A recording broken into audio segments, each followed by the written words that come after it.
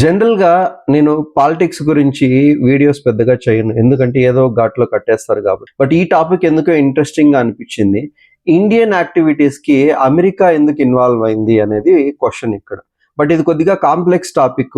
Simplify చేయొచ్చేమో అని అనుకొని simplify చేసి చూపిద్దామని ఈ వీడియో చేస్తున్నాను. ఇప్పుడు మనం 2 టాపిక్స్ గురించి మాట్లాడదాం. సో జగన్ గారి గవర్నమెంట్‌లో నిజంగా స్కామ్ జరిగిందా లేదా అనేది ఫస్ట్ పాయింట్. సెకండ్ ఏంటంటే అదాని దీని నుంచి బయటపడతాడా లేదా అనేది second point. So American government are court issue చేసింది ఏంటంటే ఇండైట్మెంట్ స్టేట్మెంట్. దాని మీనింగ్ ఏంటంటే indictment statement is a formal charge as accusation issued by grand jury. అంటే ఇది నేరారోపణ అంతేగాని నేరం చేసింది రుజువు కాలేదు. Okay, it is just acquisition అన్నమాట. ఇప్పుడు ఇండైట్మెంట్ స్టేట్మెంట్ లో ఉండే ఆర్గనైజేషన్స్ ఆర్ పర్సన్స్ ఇన్వాల్వ్ గురించి కొద్ది తెలుసుకుందాం. సో సోలార్ పవర్ ప్రొడ్యూసర్స్ ఇద్దరున్నారనమాట. ఒకటి అదాని గ్రీన్ ఎనర్జీ, రెండోది అజూర్ పవర్. ఈ రెండు సోలార్ పవర్ ని ఇండియాలో ప్రొడ్యూస్ చేస్తున్నాయి. ఇండైట్మెంట్ స్టేట్మెంట్ లో స్పెసిఫై చేసిన స్టేట్స్ ఏంటంటే ఆంధ్ర, ఒడిశా, తమిళనాడు, ఛత్తీస్గఢ్, జమ్మూ కాశ్మీర్. అంటే ఇవి పవర్ ని కొంటున్నాయి. సెంట్రల్ గవర్నమెంట్ పవర్ ని డిస్ట్రిబ్యూట్ చేసేదానికి 4 ఆర్గనైజేషన్స్ ని మెయింటైన్ చేస్తుంది. ఒకటి ఏంటంటే solar energy corporation of India, second the NTPC, third the NHPC, fourth the SJVN అన్నమాట. Solar energy corporation of India ని సెకీ అని కూడా అంటాం. సో ఇప్పుడు మెయిన్ పాయింట్ లోకి వద్దాము. స్టేట్స్ డైరెక్ట్ గా సోలార్ పవర్ ప్రొడ్యూసర్స్ నుంచి పవర్ బై చేయలేదన్నమాట. సో అందుకే నేను ముందు 4 ఆర్గనైజేషన్స్ చెప్పా కదా, ఈ ఆర్గనైజేషన్స్ నుంచి మాత్రమే నువ్వు పవర్ బై చేయాలి. సో ఈ పవర్ ని మీడియేట్ చేసేదానికి మధ్యలో మనకి సెకీ ఉందన్నమాట. సో స్టేట్స్ నుంచి ఒక అగ్రిమెంట్ ఉంటుంది. ఏ అగ్రిమెంట్ అంటే పిఎస్ఏ అంటాము. అంటే పవర్ సేల్ అగ్రిమెంట్. ఇది ఎవరికి ఉంటుంది అనమాట? స్టేట్స్ కి సెకీకి మధ్యలో ఈ పిఎస్ఏ ఉంటుంది. నెక్స్ట్ ఏంటంటే సెకీకి సోలార్ ప్రొడ్యూసర్స్ కి మధ్యలో పిపిఏ ఉంటుంది. అంటే పవర్ పర్చేస్ అగ్రిమెంట్ అన్నమాట. మధ్యలో మిడిల్ మ్యాన్ లెక్కన మనకి సెకీ ఉంది. త్రూ సెకీనే పవర్ ని ఎవరైనా బై చేయాలి, ఎనీ స్టేట్. అలిగేషన్స్ కంటే వెళ్లే ముందు దీంట్లో ఇన్వాల్వ్ అయిన పర్సన్స్ గురించి మాట్లాడదాం. గౌతమ్ అదాని ఇంట్రడక్షన్ అవసరం లేదు, chairperson of Adani group. Next ఏంటంటే Sagar Adani, executive director of AgCl.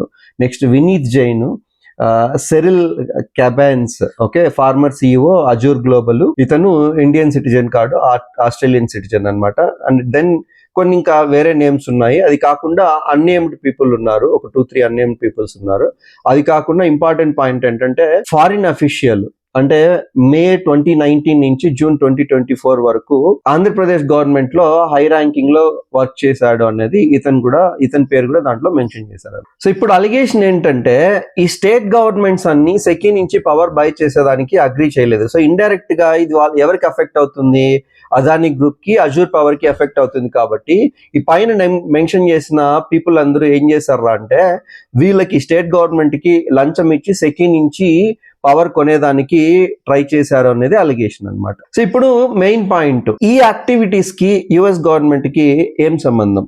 So Adani group Azure power US లో కొన్ని బాండ్స్ ను రేస్ చేసింది. ఆ అమౌంట్ ని ఇక్కడ బ్రైబ్ చేసేదానికి డీవియేట్ చేశారు అనేది అలిగేషన్ అన్నమాట. ఇవన్నీ పక్కన పెడితే మనం గమనించాల్సిన పాయింట్ ఏంటంటే 2019 ముందు if I'm not wrong 16 rupees కి పవర్ కొనేవాళ్ళు అనమాట. సో 2019 తర్వాత జగన్ గారి గవర్నమెంట్ వచ్చిన తర్వాత 2.49 రూపీస్ కొన్నారు. సో అది కంపల్సరీ ఆంధ్రాకి చాలా benefit. Around 3000 crores per year benefit అయిందనమాట. నెక్స్ట్ ఏంటంటే ఈ స్టేట్మెంట్ లో ఇన్వాల్వ్ అయ్యే స్టేట్స్ ఏంటి?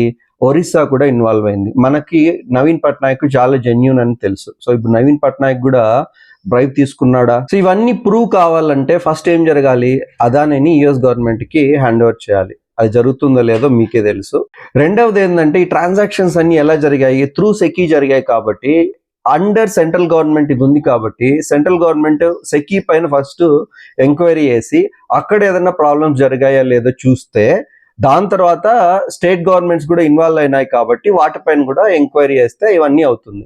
ఇవి కూడా జరుగుతాయా లేదా చూడాలి. ఇంకొక ఇంపార్టెంట్ పాయింట్ ఏంటంటే అదాని ఎస్కేప్ అయ్యేదానికి చాలా ఛాన్సెస్ ఉన్నాయి అని ఎక్స్పర్ట్స్ అంటున్నారు. ఎందుకంటే ట్రంప్ ఈ బ్రైబ్ లానే ఎత్తేయాలి అని అంటున్నాడు అనమాట. సో ఎందుకంటే బయట వేరే కంట్రీస్ లో జనరల్ గా బ్రైబ్ జరుగుతుంది, దాన్ని మన యుఎస్ గవర్నమెంట్ లో పెడితే మన కంపెనీస్ కి ప్రాబ్లం అవుతుంది అని ఈ లానే తీసేయాలి అని అంటున్నాడు. దీని వలన ఈ ప్రాసెస్ డిలే అవ్వచ్చు అని ఎక్స్పర్ట్స్ చెప్తున్నారు. నేను ఈ ఇన్ఫర్మేషన్ అంతా నా సొంత తెలివితేటలతో చెప్పలేదు, ప్రింట్ అనే మీడియా నుంచి సోర్స్ తీసుకున్నాను. సో వాళ్ళు 54 పేజెస్ నీట్ గా చదివారనమాట ఆ స్టేట్మెంట్ అంతా. దాని తర్వాత ఈ ఎక్స్ప్లెనేషన్ ఇచ్చారు. నేను దాన్ని సులభతరం చేశానంతా. నేను ఆ లింక్ ను కూడా మీకు డిస్క్రిప్షన్ లో మెన్షన్ చేస్తాను, మీరు చూడొచ్చు. Thank you.